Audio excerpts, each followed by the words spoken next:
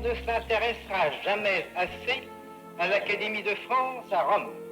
La Villa Médicis, qui en est le siège, est un des plus beaux lieux du monde et l'endroit... C'est donc au cœur de Rome, dans la Villa Médicis, que pour son premier film, Caroline de Roas inscrit l'histoire de ses deux héroïnes, l'une écrivaine, l'autre photographe. Dans ce lieu d'exception porté par l'imagination, elle y mélange plusieurs genres et ose les expérimentations formelles. Le film devient à la fois intimiste, parfois dramatique, le tout drapé de fantastique. T'écris sur quoi?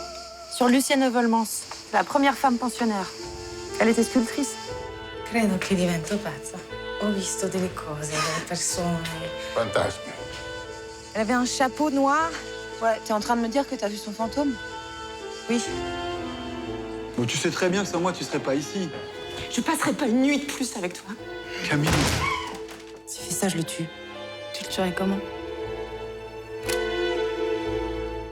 C'est donc L'Indompté, et L'Indompté, c'est Caroline de Roas. Bonjour Caroline. Bonjour.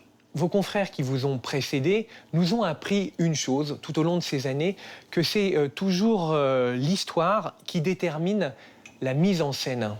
Non, mais en fait, déjà, mon histoire, elle a été dictée par ce que ce lieu de la Villa Médicis m'évoquait. Moi, j'ai fait cette résidence, j'ai passé un an dans cet endroit. Je suis très sensible depuis toujours, depuis que je suis gosse, au lieu.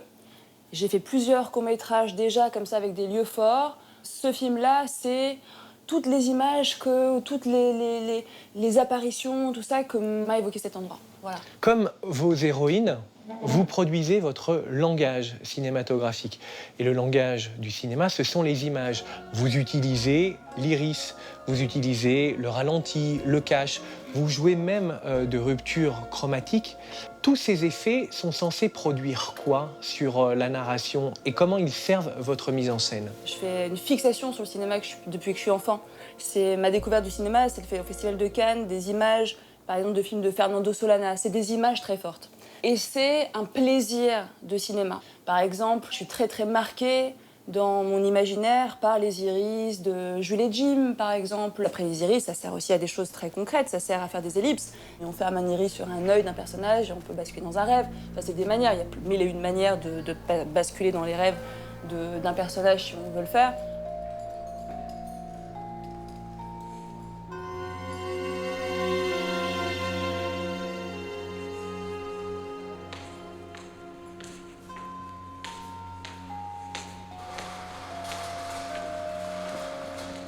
Le rouge, il a aussi une signification très simple dans ce film, c'est qu'il y a une photographe qui travaille dans une chambre rouge, enfin qui travaille dans son laboratoire, dans sa salle de bain. Donc en fait, avant de faire référence au cinéma fantastique, ce rouge fait tout simplement aussi référence à son laboratoire de photographie. Donc il y a quelque chose d'intérieur au film.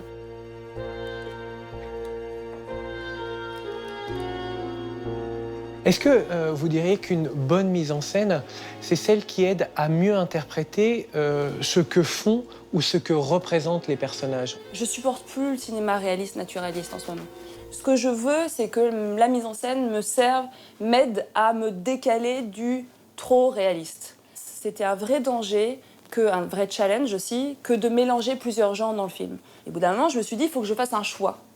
Est-ce que je fais un film intimiste? Est-ce que je fais un film fantastique? Et je me suis dit, mais en fait, pourquoi je me pose cette question?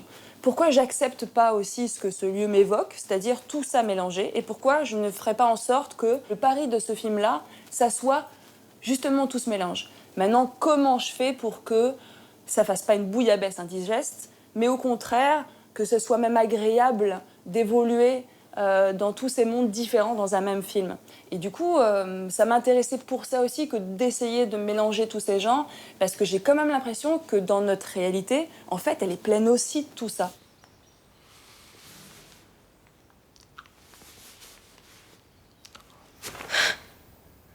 Autre élément de la mise en scène, la musique. Vous faites appel à Nicola Piovani, qui est un des grands compositeurs de musique au cinéma. Il a travaillé avec Bellocchio et Fellini, pour ne citer que.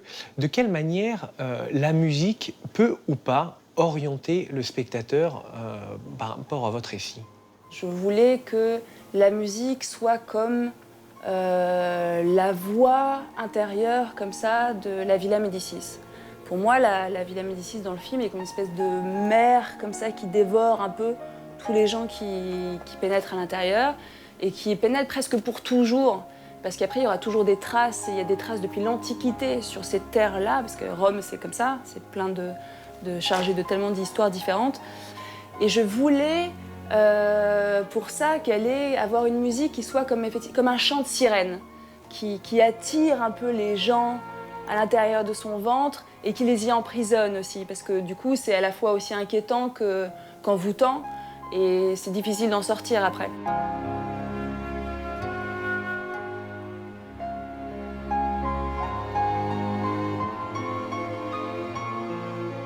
J'avais aussi envie de l'amener, lui, vers un côté qu'il a moins pratiqué, qui était un peu plus fantastique, un peu plus vers la musique de Suspiria, par exemple, le film d'Dario Argento, la musique de Goblins. Je sentais que ça...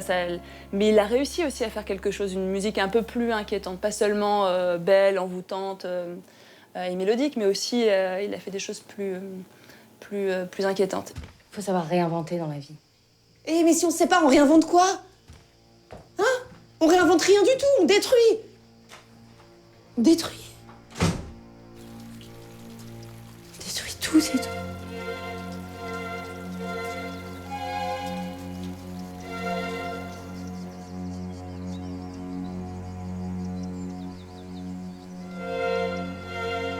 Avant de passer à la réalisation de ce premier long métrage, vous avez participé à l'écriture des scénarios de Philippe Garrel. De quelle manière son cinéma a pu nourrir de manière formelle votre réalisation? À plein de niveaux, parce que avant d'écrire avec lui, moi j'ai été son assistante. J'ai appris à me débrouiller toute seule avec la matière cinéma, avec un plateau et tout ça, grâce à lui. C'est-à-dire grâce au fait de ce que je connais de son parcours, du nombre de films qu'il a fait quasiment tout seul, qui sortaient même pas. Et après, je me suis retrouvée sur ces plateaux où moi j'étais assistante, mais il n'y avait pas d'argent. Alors du coup, j'étais aussi script, je faisais les costumes, et je faisais les accessoires, plein de choses en même temps. Et du coup, ça m'a appris aussi le plaisir de la petite fabrication. Moi, quand j'arrive sur mon plateau, j'ai besoin, par exemple, là on revient vraiment à des choses très concrètes de mise en scène, j'ai besoin d'amener plein d'objets, tous les objets qui sont dans le décor. Après, je suis jamais satisfaite parce qu'il en faudrait encore plus. Puis là, j'étais à Rome, je ne pouvais pas amener ma maison. Mais, ou par exemple, qu'est-ce que je vais mettre derrière en fond, parce que le mur est blanc, c'est moche, ça va être très très moche, donc qu'est-ce que je peux mettre derrière comme panneau bleu. Lui, il fait beaucoup ça, par exemple, les films en couleur. Il pense que les films en couleur coûtent beaucoup plus cher, et c'est vrai, parce que pour que ça soit beau, chaque détail et chaque couleur qu'on rentre dans le film, c'est les couleurs de l'image. Et du coup, c'est pas seulement comment on va le photographier, comment on va l'enregistrer, c'est aussi tout simplement tout ce qu'on va rentrer dans l'image. Caroline Deroise, pourquoi filmez-vous?